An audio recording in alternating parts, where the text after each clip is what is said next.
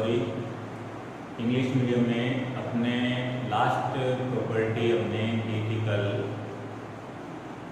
Elevation of boiling point, और elevation of boiling point के बाद आज अपने थर्ड कोलिगेटिव प्रॉपर्टी पढ़ने जा रहे हैं, depression of freezing point.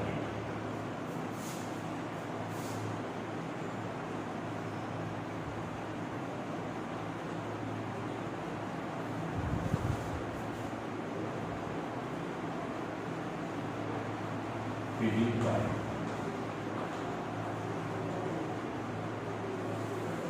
Depression of freezing point third colligative property है।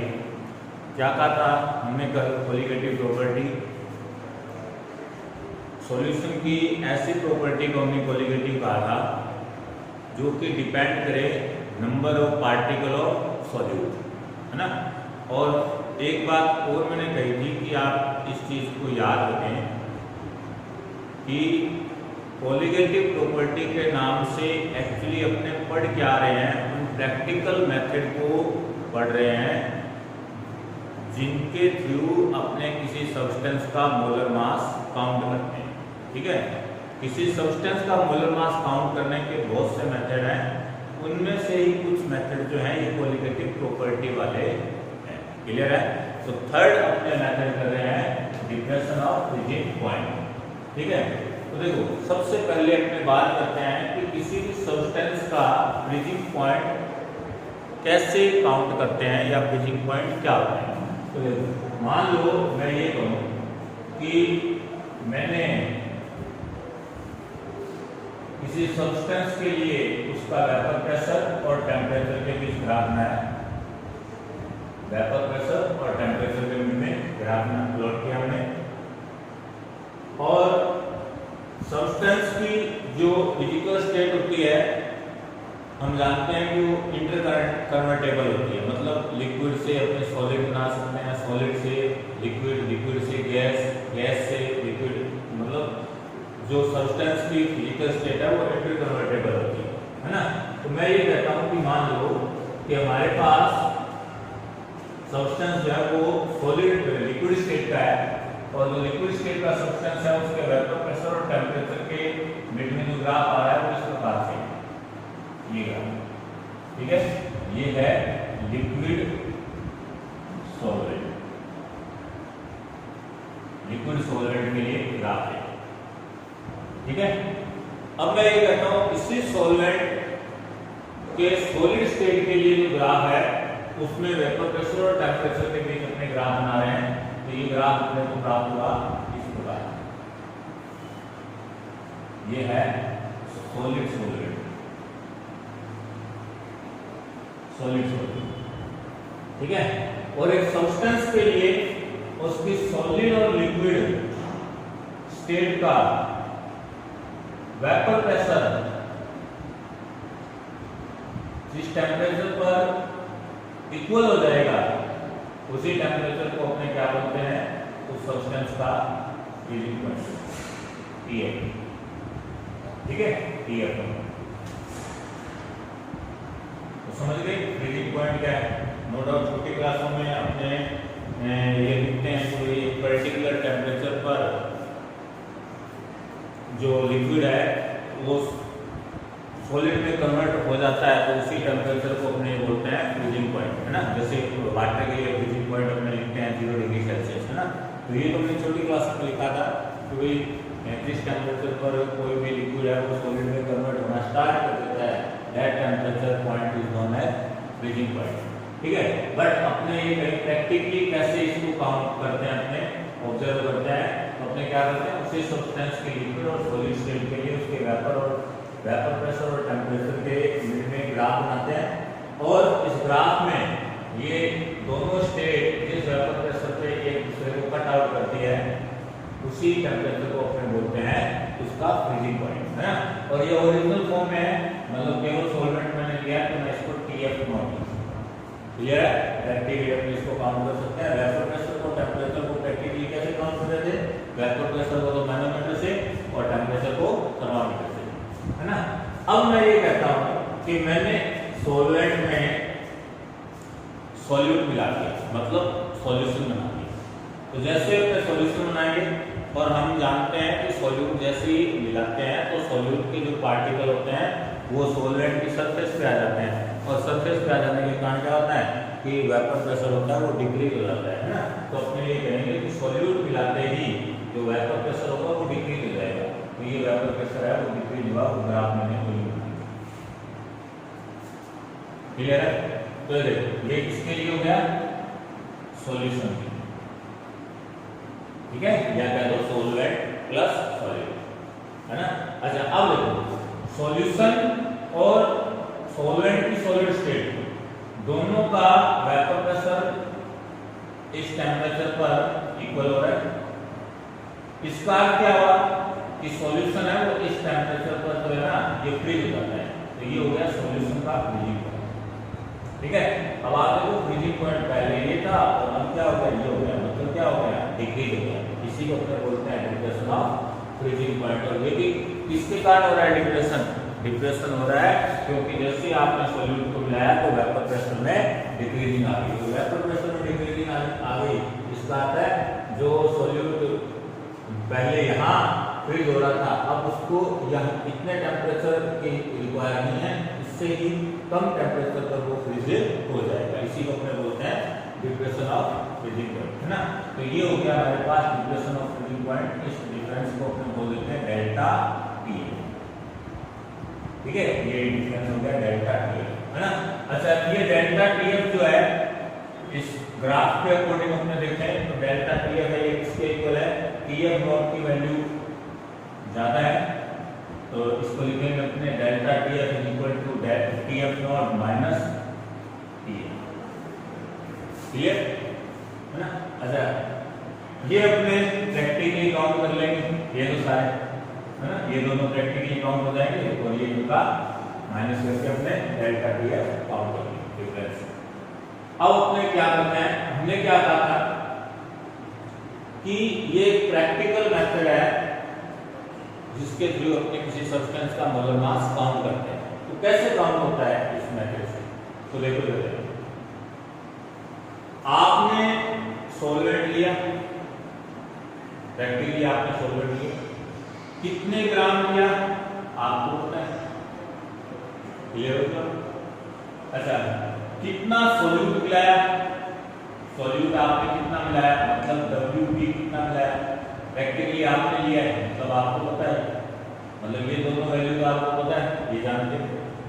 अच्छा थर्मामीटर से ये TF नॉट और TF काउंट हो जाएगा, इन दोनों के डिफरेंस से ये काउंट हो जाएगा, है ना। अच्छा प्रैक्टिकल यदि आप डाटा देखो, ठीक है, प्रैक्टिकल डाटा देखो और इस ग्राफिकल रिप्रेजेंटेशन को देखो। क्या प्रैक्टिकल डाटा कि आप एक बार इसमें 4 ग्राम मिलाओ, एक बार 6 ग्राम, एक बार 8 ग्राम, तो आपको पता है कि जितना आपने क्वांटिटी इसके अंदर ज्यादा मिलाते जाएंगे डिप्रेशन उतना ही ज्यादा है।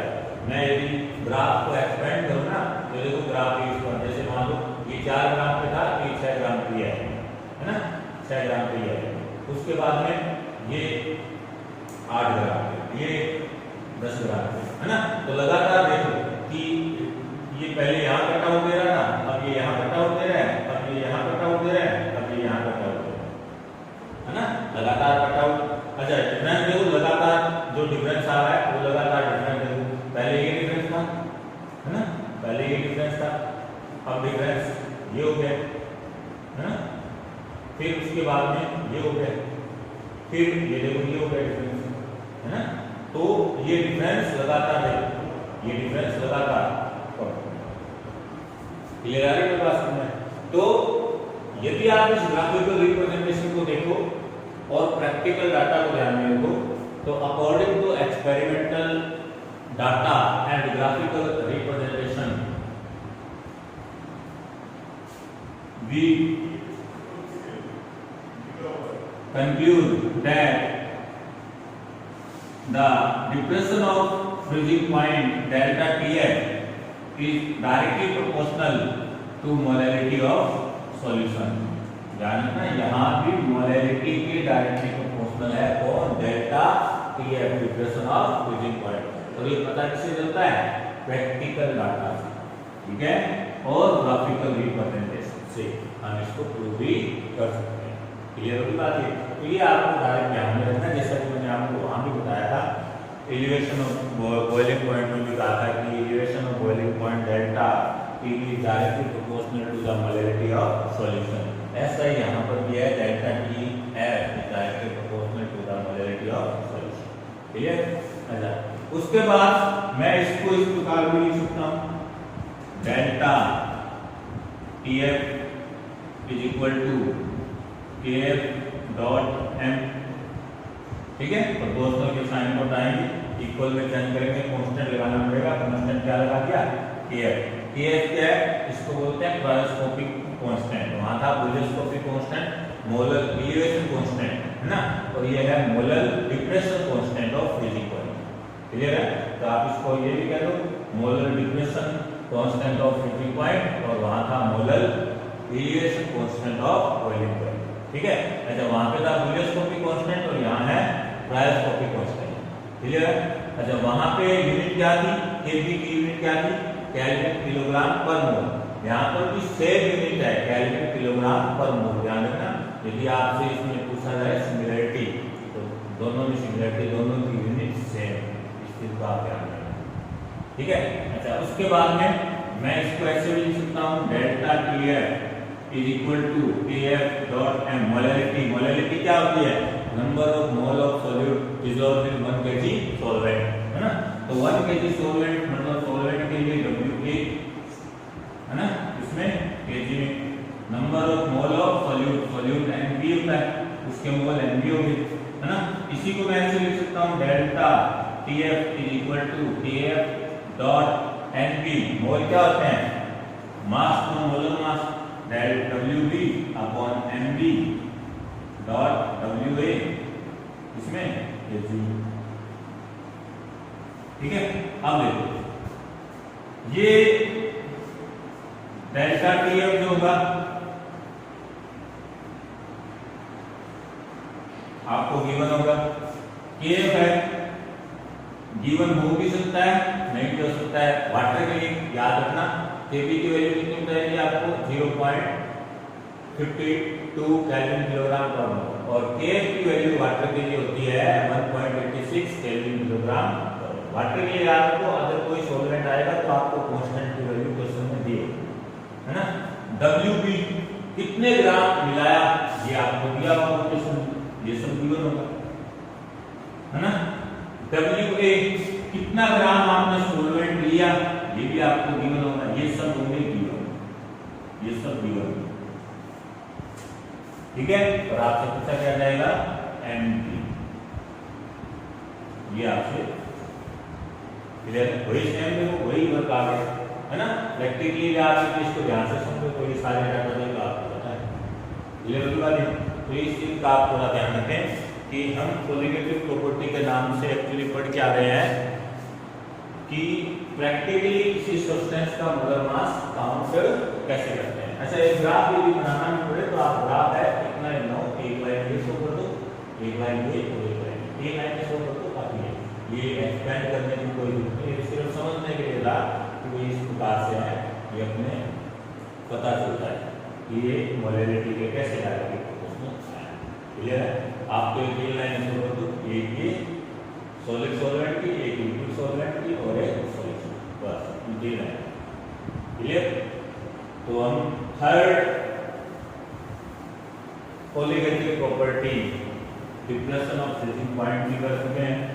नेक्स्ट कोलिगेटिव प्रॉपर्टी अपने पढ़ने जा रहे हैं, ऑस्मोटिक प्रेशर।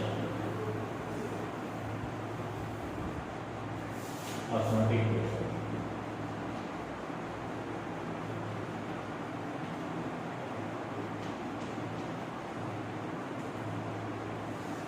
क्या होता है? देखो, इसको समझने के लिए अपने कंटेनर लेते हैं, इसके मिड में एक एसकेएम लगा हुआ है, एसकेएम, या इसको आप बोल सकते हो semi permeable membrane, semi permeable membrane. अच्छा, इस सेमी परमेबल मेम्ब्रेन के अंदर क्या होते हैं? ऐसे स्मॉल पोर्स होते हैं, स्मॉल पोर्स। और इस सेमी परमेबल मेम्ब्रेन्स की एक प्रॉपर्टी होती है, इसकी प्रॉपर्टी क्या है? कि जो सोल्यूट पार्टिकल होते हैं, सोल्यूट पार्टिकल होते हैं, सोल्यूट पार्टिकल इस सेमी परमेबल मेम्ब्रेन को क्रॉस कर सकते हैं, सॉरी क्रॉस नहीं कर सकते। वेयर जो सॉल्वेंट पार्टिकल होते हैं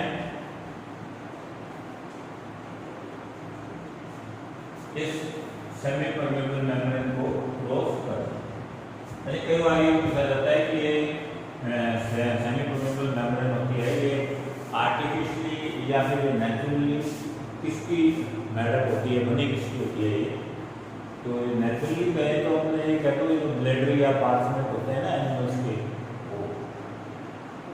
और केमिकली गए तो कॉपर फेरोसाइनाइड भी लिख सकते हो, फिनोल से भी बना सकते हैं अपने, है ना, और भी पोटेशियम फेरोसाइनाइड का भी यूज हो जाता है। दो तीन लिक्विड ऐसे आपको केमिकल दे रखे हैं उसमें, वो आ गया, ठीक है। केमिकली और नेचुरली इसका यूज करते हैं। नेचुरली तो एनिमल मेम्ब्रेन का डायरेक्ट यूज कर लो, या ब्लेडर लिख लो या पार्चमेंट लिख लो। और केमिकली गए तो कॉपर फेरोसाइनाइड याद रखो, इसके अलावा फिनोल वगैरह भी बुक में दे रखे हैं तो वो भी आ गया। अब ऑस्मोटिक प्रेशर का सोचते हैं, तो हमने क्या किया, एक कंटेनर लिया, बीच में उसमें एसपीएम है, और इस कंटेनर में हमने क्या किया, इसमें एक साइड में तो रख दिया, यहाँ पे ले लिया हमने सॉल्यूशन H2 प्लस NaC, ये हमारा सॉल्यूशन है।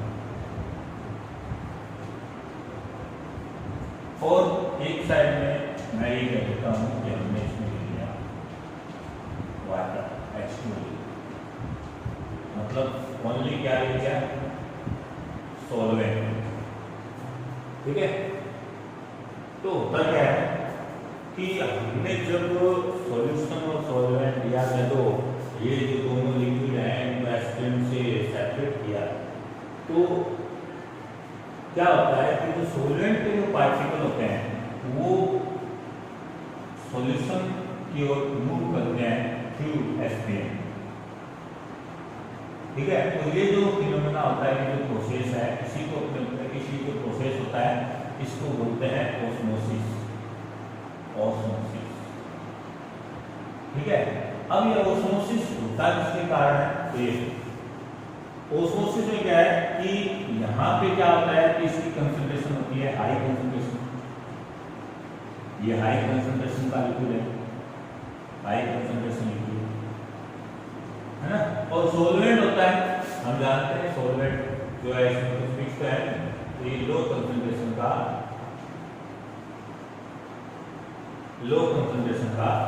लिक्विड। अब कंसंट्रेशन डिफरेंस होने के कारण क्या होता है कि जो सॉल्वेंट के जो पार्टिकल होते हैं ना वो low concentration to high concentration वाले सॉल्यूशन की ओर मूव करते हैं, तो इसी प्रोसेस को अपने क्या बोलते हैं, ऑस्मोसिस बोलते हैं। अच्छा, ये तो आपके बुक में लिखा हुआ है, when two liquid are separated by SPM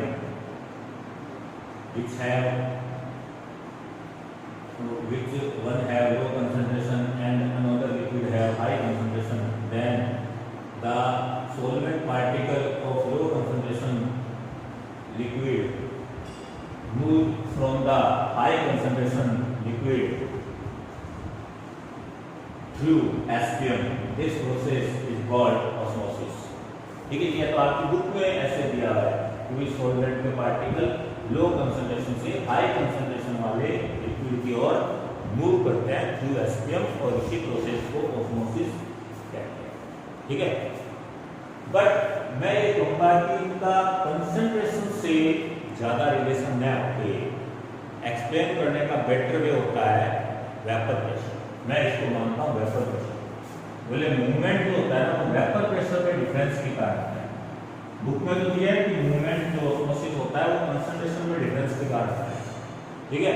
लेकिन मेरा मानना है कि ऑस्मोसिस प्रोसेस जो हो रहा है वो कंसंट्रेशन में डिफरेंस के कारण न बता के मैं ये कहूँगा वेपर प्रेशर में डिफरेंस के कारण है।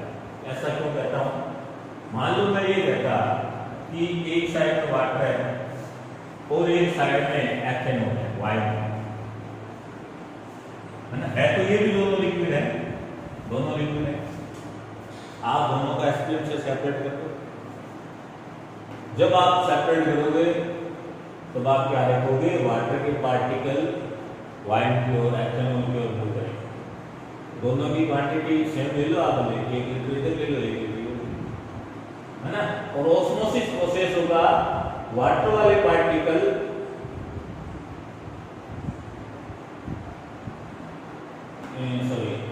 इसका बॉइलिंग पॉइंट होता है 100 डिग्री सेल्सियस और इसका होता है 80 डिग्री, ठीक है। तो वेपर प्रेशर किसका ज्यादा हुआ, इसका 80 डिग्री सेल्सियस बॉइलिंग पॉइंट है, मतलब वेपर है 80 डिग्री भी बनने लग जाएगी, मतलब 100 डिग्री सेल्सियस पे बहुत ज्यादा वेपर बनेगी, तो इसका वेपर प्रेशर हो गया ज्यादा, मतलब ये हो गया हाईली वोलेटाइल, हाईली वोलेटाइल, ठीक है। तो ये हो गया लेस वोलेटाइल, लेस वोलेटाइल। और जो जिसकी वोलेटाइल नेचर कम होगी, नो डाउट उसकी वेपर भी कम होगी, लेस वोलेटाइल, ठीक है। इसका वेपर प्रेशर किसका ज्यादा हो गया, वेपर प्रेशर की मैं बात करूं, दोनों की वेपर प्रेशर की बात करूं, vapour pressure of ethanol and vapour pressure of H2O, ठीक है। तो हाईली वोलेटाइल लिक्विड होगा, उसका वेपर प्रेशर भी ज्यादा होगा, मतलब वेपर ज्यादा से ज्यादा बनाएगा, वेपर प्रेशर ज्यादा से ज्यादा, ठीक है। तो वेपर प्रेशर इसका ज्यादा है, मतलब ये वेपर ज्यादा से ज्यादा बनाएगा, ठीक है। मतलब पार्टिकल मूवमेंट की जो नेचर होगी इसमें ज्यादा से ज्यादा, तो होगा क्या कि जो एथेनॉल के जो पार्टिकल है वो इसकी ओर मूव करने लग जाएंगे थ्रू एसपीएम, ठीक है। तो यहाँ पे आप देखो कि वेपर प्रेशर में डिफरेंस के कारण, वेपर प्रेशर में डिफरेंस के कारण एथेनॉल के पार्टिकल वाटर की ओर मूव कर रहे हैं थ्रू एसपीएम, और इस प्रोसेस को अपने क्या बोलते हैं, ऑस्मोसिस, है ना। यहाँ पे कोई कंसंट्रेशन वर्ड यूज नहीं किया क्योंकि हमने प्योर लिक्विड लिए है ना। अच्छा, मैं यदि इस प्रोसेस को जो मैंने आपको पहले समझाया ना, मैं इस प्रोसेस को आपको वेपर प्रेशर से भी समझा सकता हूँ। क्या कारण है, वेपर प्रेशर वाला कंसेप्ट ये कहता है कि ऑस्मोसिस प्रोसेस जो होता है, ऑस्मोसिस प्रोसेस जो होता है वो हाई वोलेटाइल लिक्विड से लो वोलेटाइल लिक्विड में होता है, यही है ना। यहाँ कंसंट्रेशन की मैंने बात नहीं की, मैं इसको यहाँ पर भी समझा सकता हूँ कि हाई हो। अब देखो लो कंसंट्रेशन, ये यहाँ पे तो हमने केवल वाटर लिया और यहाँ क्या लिया, वाटर प्लस NaCl। अपने को पता है जब सॉल्यूट मिलाते हैं तो वेपर प्रेशर क्या हो जाता है, डिक्रीज, मतलब ये तो हो गया हाईली वोलेटाइल, हाईली वोलेटाइल, है ना। और ये हो गया लेस, लेस। अच्छा, पार्टिकल देख लो किधर जा रहे हैं, highly volatile to less volatile, यही तो है, जारी बात। तो ठीक है, आप मेरी बुक के अकॉर्डिंग डेफिनेशन कंसंट्रेशन से देना चाहो तो भले कंसंट्रेशन से दो, है ना, बट ज़्यादा बेटर ये होगा कि आप वेपर प्रेशर से भी इसका आंसर दें ज़्यादा बेटर। तो नो डाउट आप समझ गए होंगे ऑस्मोसिस क्या होता है, क्लियर है। ऑस्मोसिस क्या है, when two liquid are separated by SPM, then the particle of solvent which have low concentration are moved towards high concentration solution through SPM. This process is known as osmosis. अच्छा, ये जो osmosis process था, यदि आप इसको रोकना चाहें, stop करना चाहें, तो आप क्या करो, यहाँ पे प्रेशर लगाओ, पिस्टन लगा कर, और इस पिस्टन से आप इतना प्रेशर लगाओ ताकि ऑस्मोसिस स्टॉप हो जाए, ठीक है। Pressure which applied for the stopping of osmosis called osmotic pressure, इसको अपने रिप्रेजेंट करते हैं पाई से, ठीक है, ठीक है ना। मतलब जो प्रेशर आपने ऑस्मोसिस प्रोसेस को स्टॉप करने के लिए यूज किया है, ठीक है, pressure which are used for the stopping of osmosis process known as osmotic pressure, ठीक है। अच्छा, एक ये जो ऑस्मोटिक प्रेशर होता है, ये भी प्रैक्टिकली क्या देखा गया है कि ये जो ऑस्मोटिक प्रेशर होता है प्रैक्टिकली, ये सॉल्यूशन की मोलैरिटी मोलैरिटी के डायरेक्टली प्रोपोर्शनल होता है, जिसको आप डायरेक्ट क्या ऑस्मोटिक प्रेशर, एक्सपेरिमेंटल डाटा से लिखो आप direct, experimental data show that the osmotic pressure pipe is directly proportional to the molarity of, ठीक है। और यदि अपने आइडियल गैस इक्वेशन का यूज करें ना तो उससे भी अपने इसको देख सकते हैं। आइडियल गैस इक्वेशन क्या कहती है, PV इक्वल टू NRT, है ना। अब यहाँ पे अपना प्रेशर क्या है, पाइप, तो पाई V NRT, है ना। मैं इसको लिख सकता हूँ क्या, ये pi N/V RT, ideal gas equation से प्रूव होता है। अच्छा, pi equal to number of mole of solute dissolved in 1 litre solution called molarity, MID, ये तो है RT at particular constant and particular temperature। हमने होता है molarity change with the temperature, है ना। ये हमने ऑलरेडी पढ़ चुके हैं कि जिन कंसंट्रेशन यूनिट टर्म्स में वॉल्यूम वर्ड आ रहा है वो कंसंट्रेशन यूनिट चेंज होती है विद टेम्परेचर। तो at particular temperature molarity is fix, तो अपने लिख सकते हैं at constant temperature pi osmotic pressure is directly proportional to the molarity of solution. R constant होता है, गैस कांस्टेंट 8.314 जूल केल्विन पर वॉल्यूम, ठीक है। T टेम्परेचर आ जाए तो आप इसको केल्विन में यूज करें, ठीक है। तो ये हमारे पास हो गया ऑस्मोटिक प्रेशर का। एक चीज और मान लो मैं ये कहूँ, एक वर्ड हो रहा है जिसपे कई बार बोर्ड में क्वेश्चन आया हुआ है, रिवर्स ऑस्मोसिस। रिवर्स ऑस्मोसिस ये क्या है,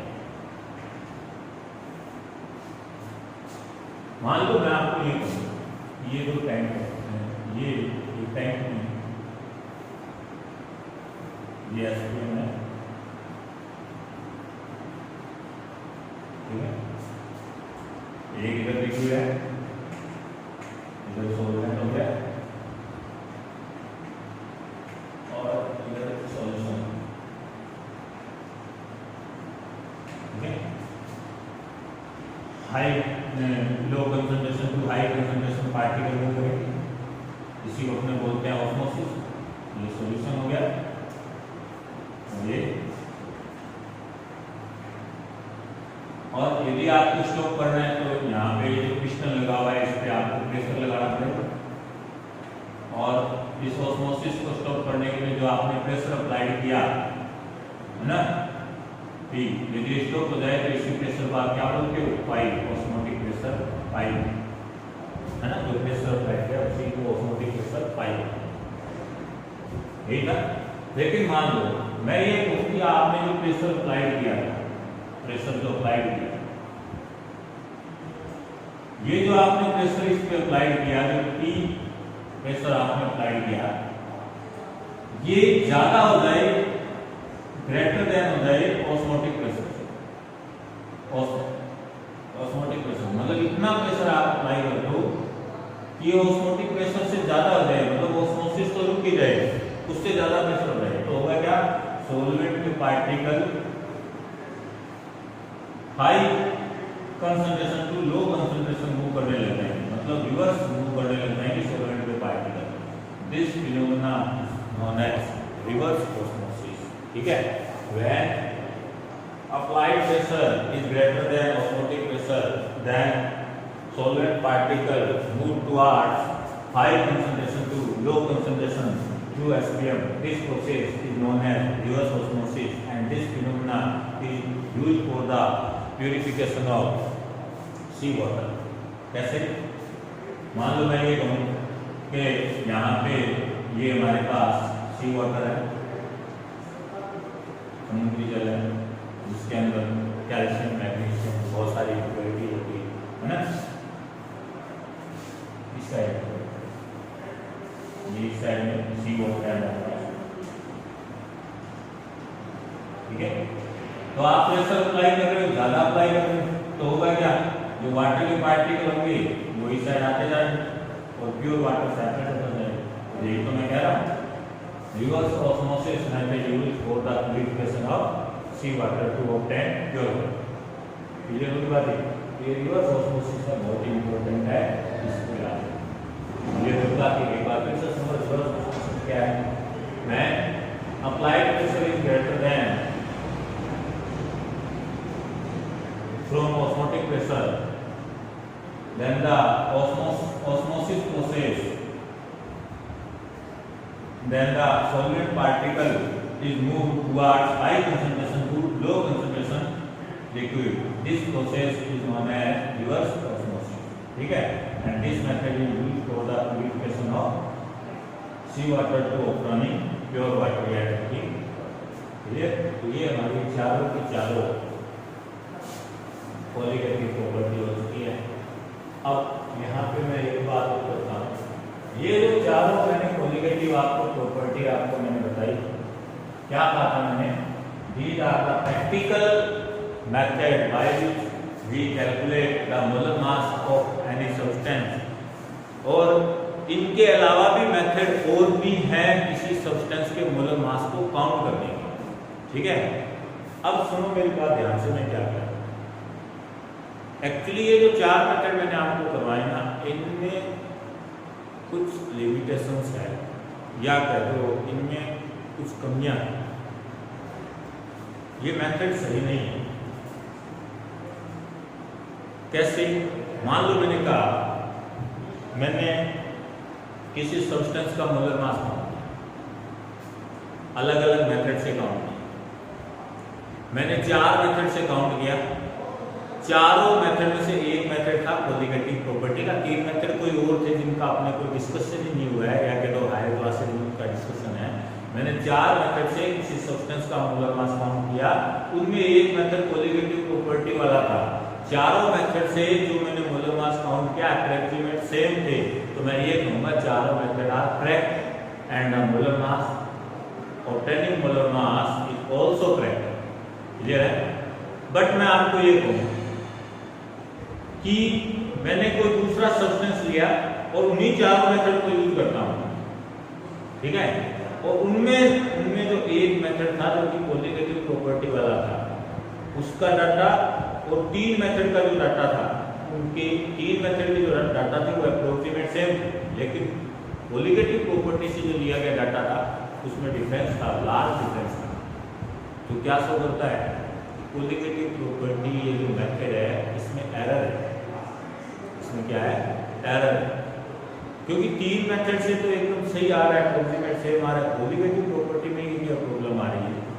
तो ऐसा एक सब्सटेंस के साथ नहीं था, बहुत सारे सब्सटेंस के साथ ऐसा था कि पॉलीगेटिव प्रॉपर्टी वहाँ फेल हो रही है। बाकी मेथड थे उनसे कुछ डाटा अप्रोक्सीमेट सेम आ रहे थे, और इसमें कई बार तो डाटा अप्रोक्सीमेट सेम आ रहे थे, कई बार लार्ज डिफरेंस आता था। तो ये चीज जो देखी थी, ये सबसे पहले देखी थी वॉन्टॉफ ने इस चीज को सबसे पहले वॉन्टॉफ साइंस। ठीक है? और वॉन्टॉफ ने कहा कि यदि ये गलत आ रहा है ना मोलर मास, तो ये क्यों आ रहा है इसको एक्सप्लेन किया था। इसका रीजन क्या है, गलत आने का क्या रीजन है, इसको एक्सप्लेन किया था। और एक्सप्लेन करने के लिए उन्होंने एक फैक्टर दिया और नाम रख दिया वॉन्टॉफ फैक्टर। इसकी अपने बात करेंगे आज। आपको पता ये होना चाहिए कि वॉन्टॉफ फैक्टर आया है। क्लियर होगी बात? क्या पॉलीगेटिव प्रॉपर्टी से जब हम किसी सब्सटेंस का मोलर मास काउंट करते हैं तो sometimes we get wrong data. ठीक है? So we discuss van 't Hoff factor. Clear है? नेक्स्ट क्लास में अपने वॉन्टॉफ फैक्टर की ही बात करेंगे कि क्या आपकी पॉलीगेटिव प्रॉपर्टी में एरर रह गई जिसके कारण किसी सब्सटेंस का मोलर मास इनकरेक्ट आ रहा था। और एक बात को ध्यान रखें, वॉन्टॉफ ने इस इनकरेक्ट मोलर मास को नाम दिया था abnormal molar mass. Abnormal molar mass. और हमारी बुक में टॉपिक यही दिया हुआ है, एबनॉर्मल मोलर मास। ठीक है?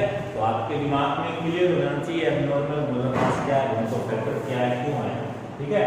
नेक्स्ट बात अपने कल करेंगे कि क्या एरर थी और उसका क्या सॉल्यूशन